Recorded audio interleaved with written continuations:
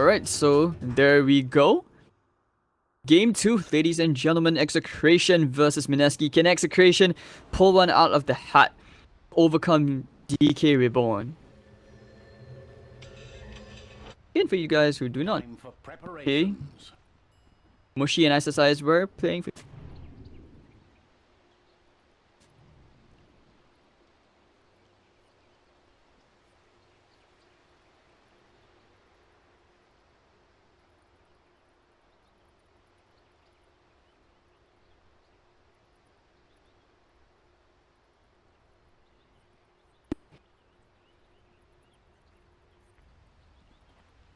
Yeah, there we go. Mushi going to the safe lane again. I think he just favors his hero because it's so strong in choke points, especially with the Eclipse. It's got a great nuking potential out of this hero. Like, if anything, if you can just chain the Void even once, half a second, the Eclipse should be enough to zone this guy and actually bring him down quickly.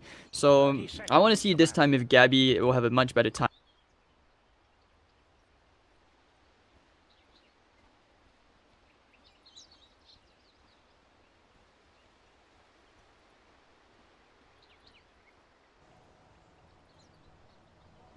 Right, so Nana, once again, he's already impressed on so many heroes. Even as a puck, he's really improved. I've always felt like him as a player, he's really aggressive. Like, personally, having played against him once in Party MMR, that was not fun. I basically got fountain dived, and I think back then I was playing with Adam before he Fnatic, so that was fun. It was like 5 AM Dota. 4 AM, I'm not sure, but that was tough. But yeah, and will make a lot of daring plays, and you can see he really styles. If you watch his puck, at least in the past few days, but even for the PGLC playoffs, that was interesting to watch because seriously, he was just styling all over, and there was no way to control him. And not to mention with the lack of disables, they actually might be able to see. You guys might be able to see a really good puck game again. Top lane, Torrent, they've already found James. And of course, First Blood going to Boogie. Fortune's End. Great usage. And James giving away First Blood. Is this the new RTK meme? See, Wyvern, ISSS getting caught out. The Shackle's gonna be there. Gabby, can we get a few lucky bashes in?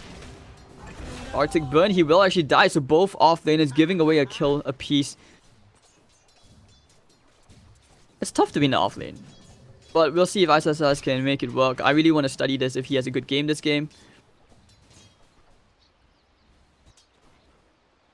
Or maybe you can get Bowie. Bowie, you know, the Brazilian YouTuber guy? Yeah, I actually watch his videos. I really like his videos. You guys can give him a check out on YouTube as well. Raging Potato going for the level 1 into the Kurgan. Not so much Net Toxin just yet, and it's just to tank up against Nana, you know. Make sure that those spells don't hurt as much, and not to mention, yeah, Puck has high base damage. Nukes are not fun to play into as well, regardless of whatever hero you're playing. If you are someone as tanky as a Viper.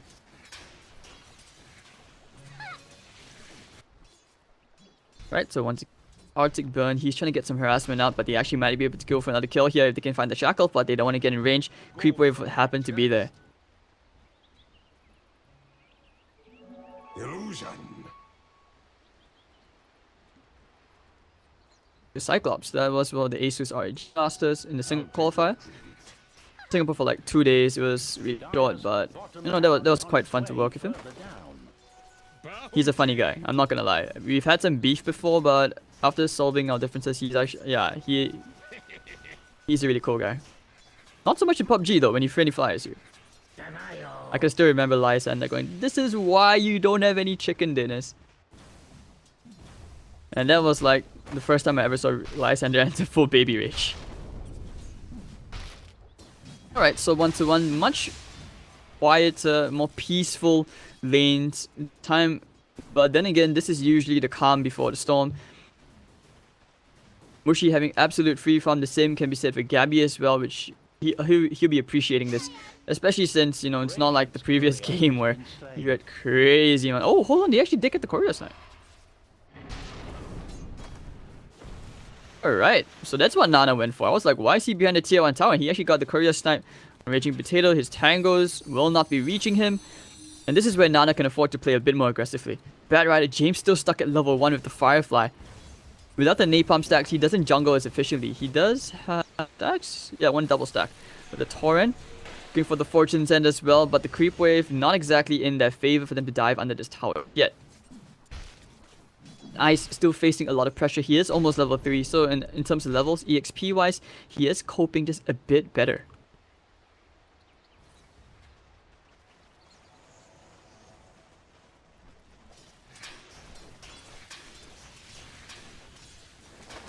I don't think it's fair to say that... Yeah, I don't think it's fair to say that James is a bad player. When I've watched him play mid, he's a beast. He's a beast. He's a really talented player. But now that you put him in the off lane just so that you can just kind of... But okay, hold it on. Jebs might be in some trouble. Napalm stacks are piling up. Ninja Boogie is there with the Fortune's End. He's actually going to use the Fate's Edict, and he's going to save Jabs. Oh, he actually gets a nice triple Fortune's End. The Torrent as well. The teamwork! 1-for-1 trade. Nana does end up going down to Raging Potato's Viper. But still, that was a pretty decent trade. Jabs and Boogie saving each other's asses like they do in PUBG.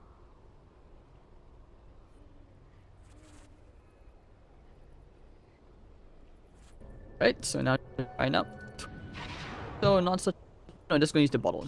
Okay. But Ice, they actually could think about a rotation here. It's a hard game for Jabs to be a game, but he's still...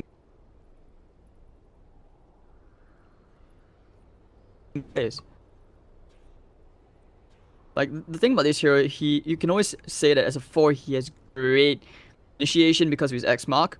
But just to land it, if you want to go for the level 1 Torrent, it's incredibly hard to land. Unless you have like good game sense. Maybe that's just for me, you know, I'm not a Kunkka player, that's why. Like if I play Kunkka, you know, my spells are gonna be like flying all over the place and you're the ones who are gonna be like reporting me. Like I report myself for playing Kunkka.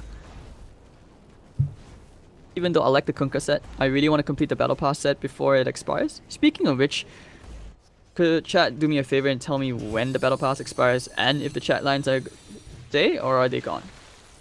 But oh, alright, Jabs stealing some EXP with James, messing around with this Bat Rider, and he's gonna have Tranquils. Now Mushy, he's decided, okay, let's just go straight for the tower, 39 and 14. He can really start to pressure this a bit more. And with then, you know, when you start to take the towers, that's where you can also somewhat create some space for the Ice Winter Wyvern. Level 2 in the Arctic Burn. This spell is much stronger than you'd think because of its crazy range. 375 attack range on this hero, which means you could, from the tier 1 tower, you're basically hitting someone over here. There's a long range. And look at that harassment damage. Gabby gonna slowly tick down bit by bit. The DOT is also and its percentage damage as well. So that's why you can see the appeal behind the Aghanim Scepter. But now time dilation up into the Winter Wyvern. They know he does not have his Arctic Burn. He doesn't have the Cold Embrace as well. He's caught inside the trees. The Shackle's gonna be there. Ninja Boogie needs the Fortune's End. He's going with the nuke. Oh, let him still get the nuke. RR with the Ether Shock. But now here comes Nana. We'll find RR with the Purifying Flames. Will they find Gabby as well? And should be able to. Oh, running all the way to the right. He actually TP's out. The Jukes. In the middle lane, Mushy just taking him the damage with some poison. But here comes the Kunkka X Mark, looking for the Torrent. He will land nice and easy into the Lucent Beam. But Raging Potato is beastly tanky. He has the wand charges, he has a raindrop. It's gonna be off cooldown in a bit. He's gonna tank it up. He has the wand charge, gonna pop now. Pops the Hex. Luna actually taking some damage. Puck, they're coming back in, but no. Okay, so you can see a huge commitment. And they take really, really long to kill Raging Potato because he has 3 points in the Curse to skin. Look at the magic resistance, 20%. And it's only a level 1 Torrent. So there is no real damage there. Jabs, you know, going for the ballsy plays. You want to walk into a level 7 Viper as a level 2 hero.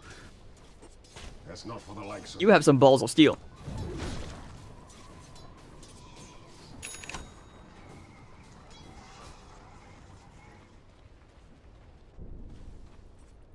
Size.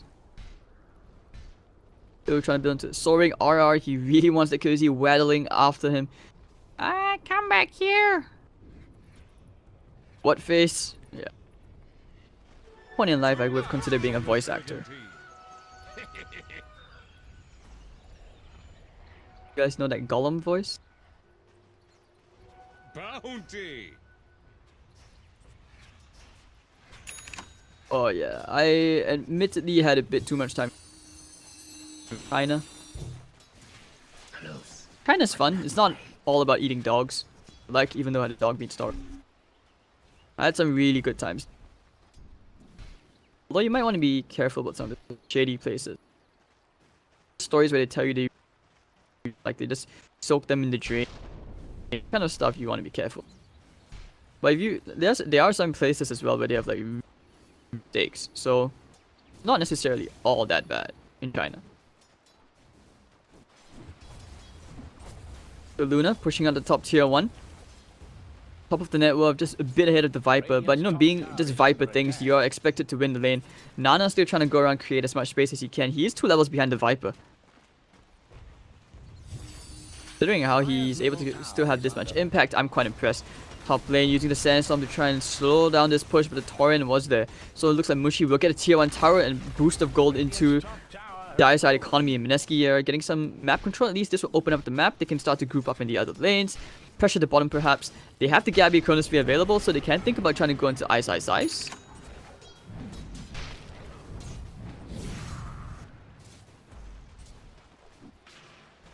Oracle just wants his level 6, so get this hard pull at the side.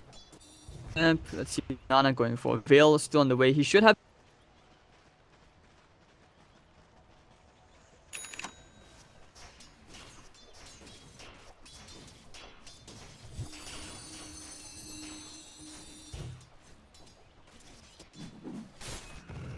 Jabs really started for levels this game. Gold for my chest. Tough game, 3 for 3, and Execration are having a much better laning phase compared to game 1. Probably one of the most even laning phases I've seen in a while against Mineski, because usually when teams face off against this Mineski roster, they have really struggled and their rotations are just point, but you never know. Maybe Mineski are looking to pull out some really drafts. Maybe they just want to get game 3. After all, you know, some players, they would rather play some extra scrims. Officials are always going to be more beneficial. That's what I can say. Like some teams, even at TI, you know, they did well in the scrims, but afterwards they just really faltered. Because by then you're basically giving your strats away. I wouldn't feel which teams out of privacy issues. But yeah.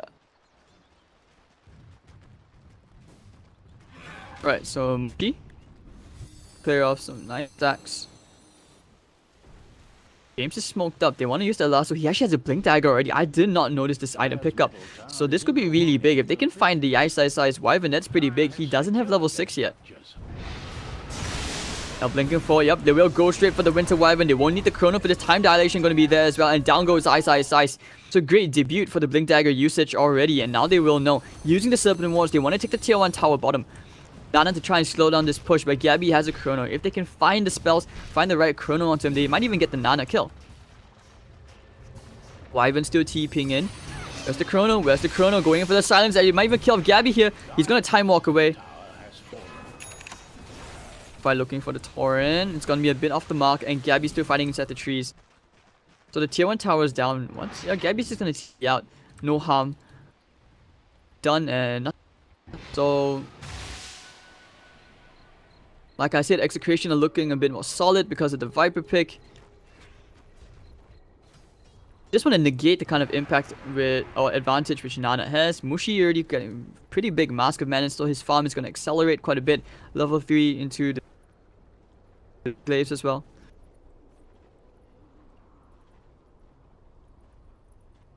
You can basically occupy this whole entire area. I call this the farming area zone. Great for Tinker as well. Great for any hero who likes to farm. Who needs to come back farm. It's a really nice little corner which is hard to penetrate. Over ward, it's really hard to catch any hero unless you smoke in, which is a big commitment. Lumik, he's really close to a blink dagger, and that's gonna increase Execration's initiation capacity by quite a lot. And we're looking for big epicenters. In this game, big spells only. Stakes are high. Execration, they understand this. And for some of these players who have already faced off on the big stage, or actually all of them in fact, except Gabby, I'm not so sure. Gabby been on an international stage? I don't think so, right? But okay, maybe it. What he picks up, cast it in. But otherwise, besides that, not really. He hasn't really played against teams.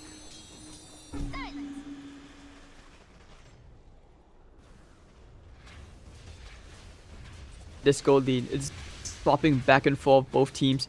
You can see it's just constantly going back and forth, back and forth. Now smoke play come out, and Jabs, he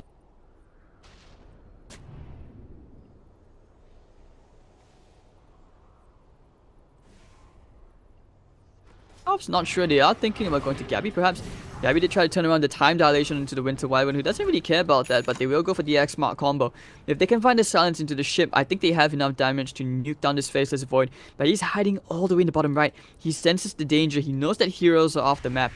Showing the Luna in the middle lane, but top lane, Lumik still gonna get free farm. He's gonna get his dagger already. He can turn around if they... Ice. Now just showing, getting some good free farm. 63 base damage. Uninvited guests. Dire's middle tower is under fire. Loyal warrior. Dire's structures are fortified. They're looking for heroes. They know there are no heroes, and get James with such patience, waiting up there on the high ground. Middle tower is under fire. Gabby, he's shown himself right now. X-Mark, oh, gonna time walk away. But Lumik is there. You have the Borrow Torrent's gonna be a bit off the mark, actually orbing into the ship. Oh, the Chrono! He might need to time walk all this away. He doesn't have it. Okay, now he's gonna time it, but the Eclipse comes out. Gabby, one more hit. Can they find the vision onto Gabby? And yes, the Lucent Beam will kill him off. Luna in a bit of hurt here. He's gonna go for the TP out with the False Promise and the Shackle as well. They should have enough damage, and actually they will kill Ninja Boogie. So 2 heroes down. And Mineski, they have overextended. 2 for 2, making it 3 for 2. Lumik making some big plays under that tier 1 tower. Mineski definitely overextended. They tried to catch the Faceless Void, but he was a tough hero to kill. That Chrono catching puck, that was really good. And very necessary. This is a very, very tiny and narrow choke point. I'm not sure if Mineski watched 300 Spartans, because you can have the numbers advantage, but when you're fighting to such a tiny, narrow corridor, no matter what, you're just asking for trouble.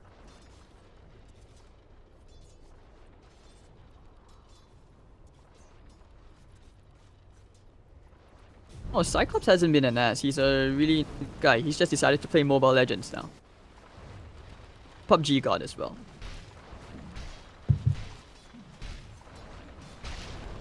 Alright, so Gabby gonna complete that Mask of Madness. That's gonna kinda increase his damage and attack speed a bit. He's gonna be able to farm the jungle as well. But the downside, I still feel like he lacks survivability. I'm not a fan. I'm not usually a fan of the Mask of Madness on the Void, even though sometimes I buy the item. Alright, hold on, Burrow Strike. Kunkka with the Invisible, they have no detection, so he's actually gonna get out. They want to get the bottom tier on tower again. Ice is TPing to the top to mess around with Gabby. And this is where the farming Winter Wyvern, what they needed to do. Like, this is the purpose of their draft, where these heroes actually create space.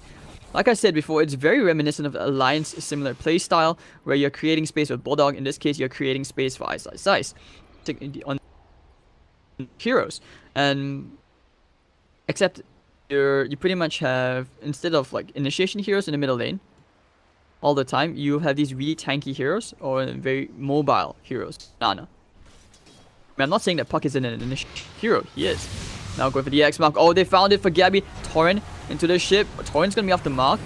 Now trying to pop that epicenter, coming into the Burrow Strike on 2. Kunkka jabs very, very low. And actually, Sandstorm might be able to kill off the Winter Wyvern. Cold Embrace is gonna expire. Lumik's still trying to kill Ice off. But over the back, alright, Nana's gonna die to the Shackle from RR, and Execration are doing it. They find a double kill for James. He's redeeming himself.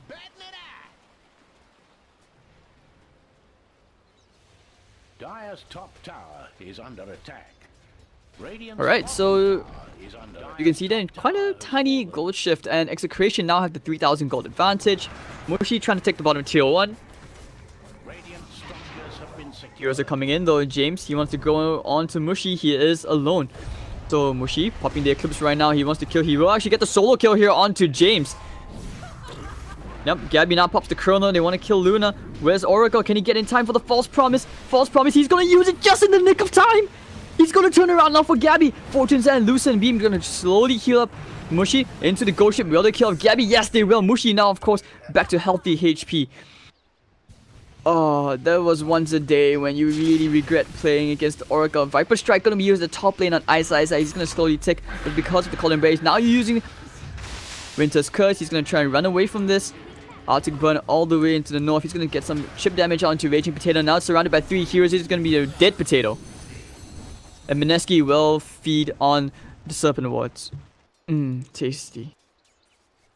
Nice gold. And now the turnaround again. So this game 2, very, very intense. I promised you guys an intense game, and there we go. Game 1 was kind of one-sided, which I'm not really too happy of. I mean, yeah, we got kills, but I always want to see like a really intense series, and this game 2 is... It's proving. It's paying itself off. I like that.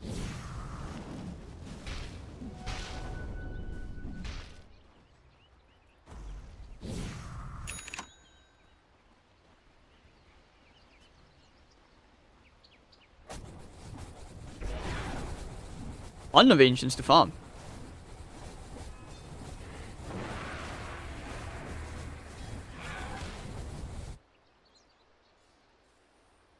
Okay, I don't think it's fair to criticize casters in that sense. Like, I'm not just defending myself, but in this case, like, okay, different casters have different styles.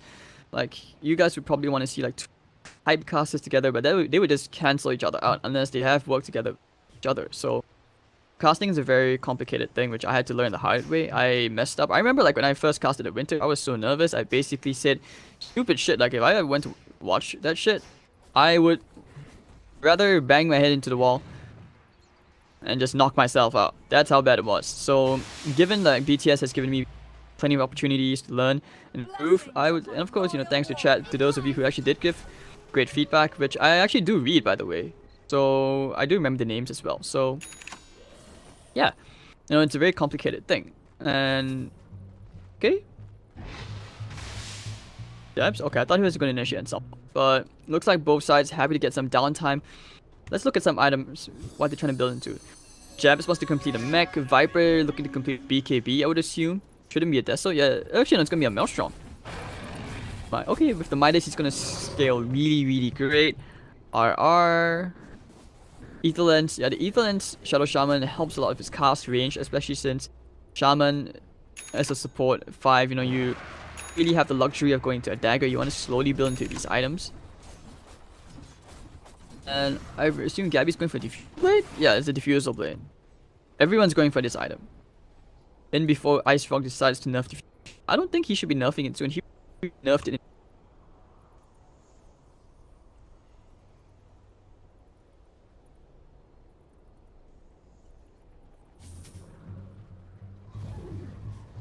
Puck, Nana, just messing around with Lumik. The stun's gonna be there, but if the X Monkey's gonna be fine.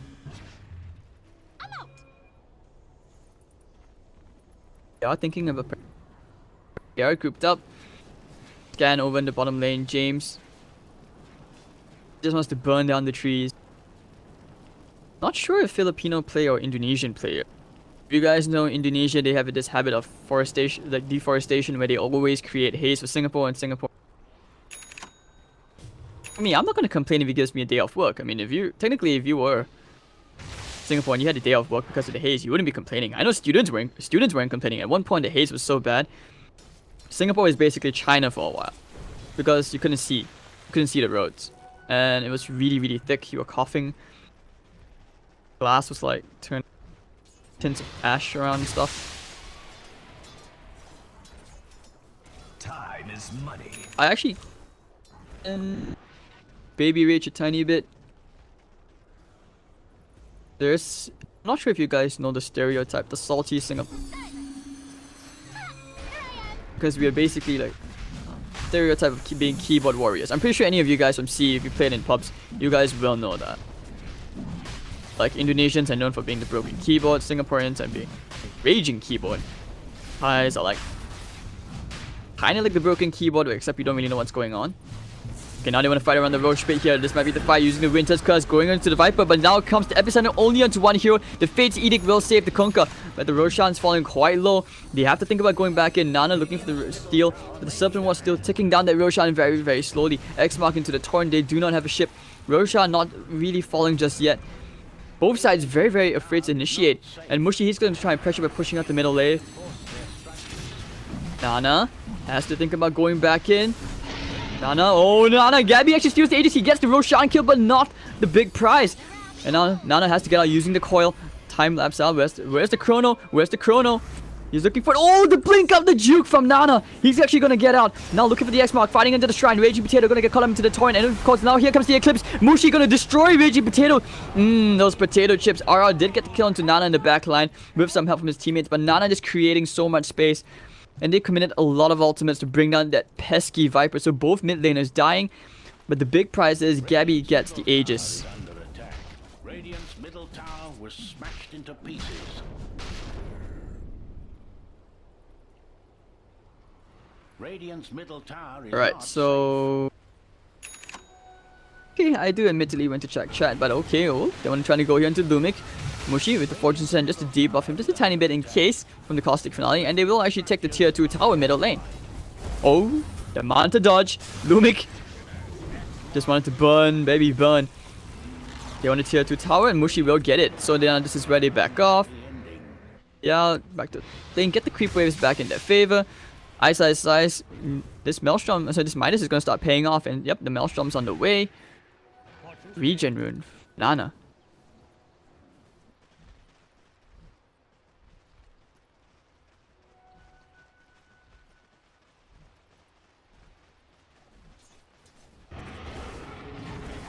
I know, okay, one thing about having lived in China is that for some reason this is where I was exposed to a lot of different nations. Oh, hold on, lasso onto Nana. Where's the follow-up? Burst Strike as well, but I don't think they're killing Nana here. He has a Yule Scepter, he has a Phase Shift, he's gonna be okay. Down to 4-star 4, Fate's Edict actually gonna save Ninja Boogie. And no one's really dying here. Very awkward. 2 big ultimates blown, and Execration will just have to back off. Okay, but back to my point, like being exposed to all these, I never would have met a Swiss person in Singapore. Then I met Charles in China. That was fun. Like I never knew Swiss people at all, or even Germans. Then again, it's because Asian people are slightly shorter in Japan. So it's interesting. But when I came back to Singapore and like in university, Burmese. Are there anybody? Is there anybody from Myanmar in the chat, or if you're Burmese? Because I realized like the language you guys. Okay, if you guys Google translate stuff in Burmese, you realize that the language does not seem to look like it. Like, it does not seem like it has an alphabet. It's basically a lot of squiggly lines. I'm not being offensive, dude. I played in my universities like Myanmar Society and go to competitions and stuff. It's fun. It's interesting. Like, I want to know how someone created Burmese language. It's like, I think I'm gonna go cursive here. And one little, let's turn left. This is like something. And really weird, like even the Romanized version, can't pronounce it in a very mainstream, traditional English way. Because they have their own different pronunciations. Interesting facts for you guys, Like, I'm pretty sure like in EU, you guys are exposed to different languages as well. It's like, French and German.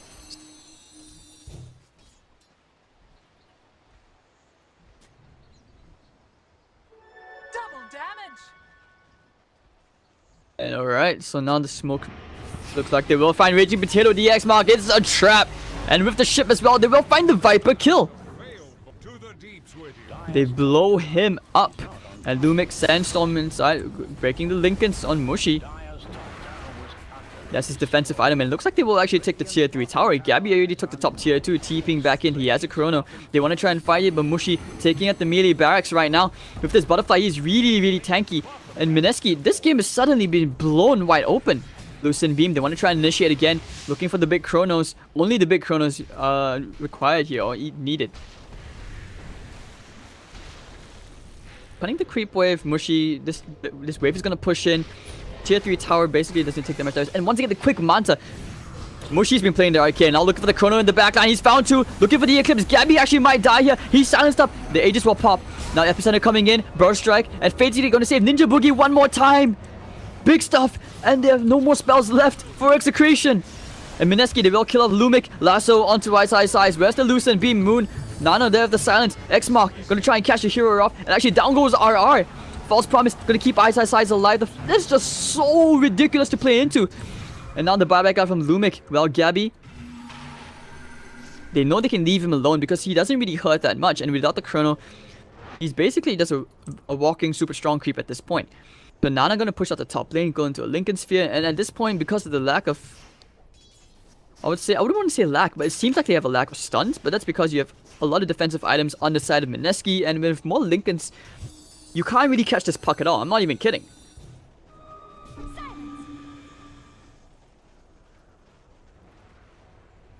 So 14 to 10, and out of nowhere... A prize.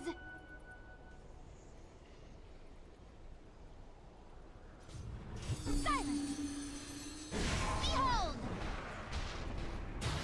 Right, bottom lane, Eyes about to get the solo kill here onto James. Alright, and he's going for a Shadow Bit as well. Silver's Edge is going to remove Corrosive Skin, which means that Viper is not going to be as tanky as you would like.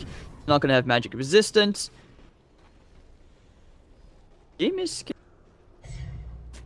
So, right, Ninja Boogie. Cold Embrace, he's going to start pushing away, but the coil into 2. Now they want to start pushing back in, but of course with the shots bouncing around, Eyes will destroy our fortification, baited out, and the buyback out from the Bat Rider again. The buyback statuses are not looking very healthy at all for Execration. They've already broken the bank to try and hold this middle tier 3, which will finally fall very quickly. And Mushi is just going straight for the barracks. Look at the glaives. He sieges so quickly. And Raging Potato can't do anything. He takes more damage than he can dish out. And if the Mask of Madness down goes to melee barracks, they can go straight for the shrines. Gabby's gonna try rat push at the top lane, but now the Winter's Curse gonna be used. Gabby gonna take some damage from Lumix, so the Caustic Finale is not gonna be gonna trigger over there, but still, okay, now they just back off, and now they can go back hit the top shrine. You don't even have to wait for Roshan, even though it's gonna be up in perhaps the next minute.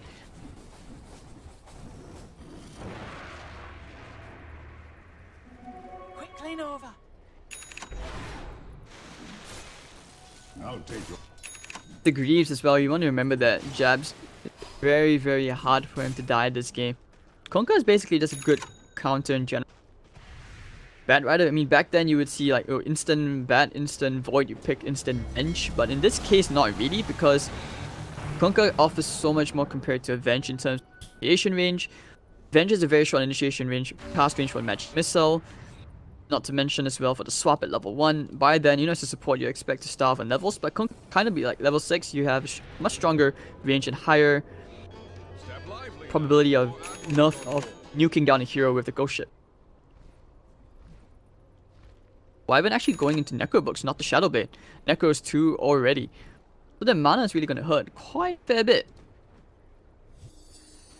He is so farmed. The only hero with buyback in this game is Raging Potato, and he's going into an MKB because he realizes he needs that True Strike onto the Luna who has a Butterfly. But at this point, you know, Mushi doesn't even care about that. He's just like, I don't really need evasion, I just need the stats. Attack speed.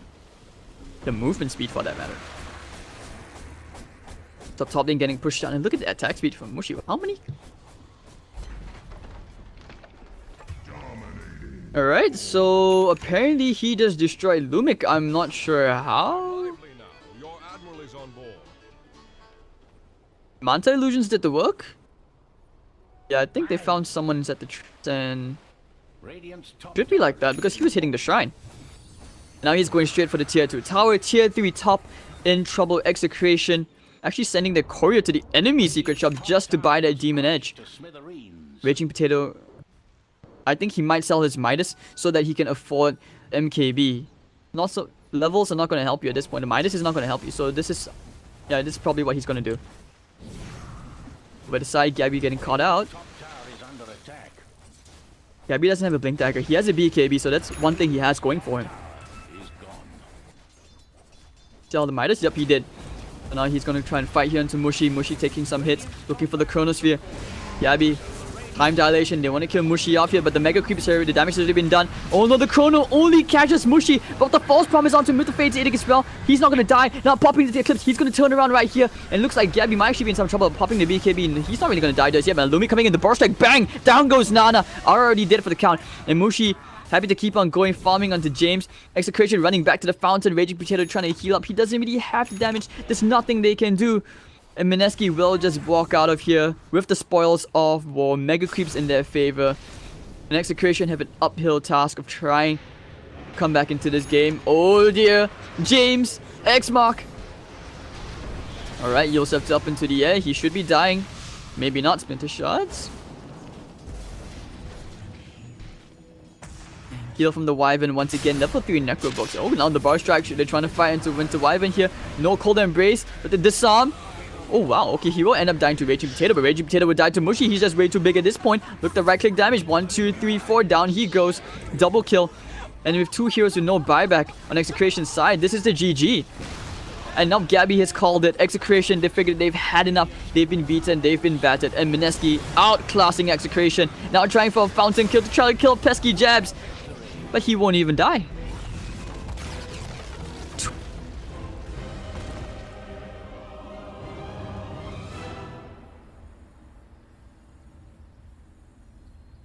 Mineski and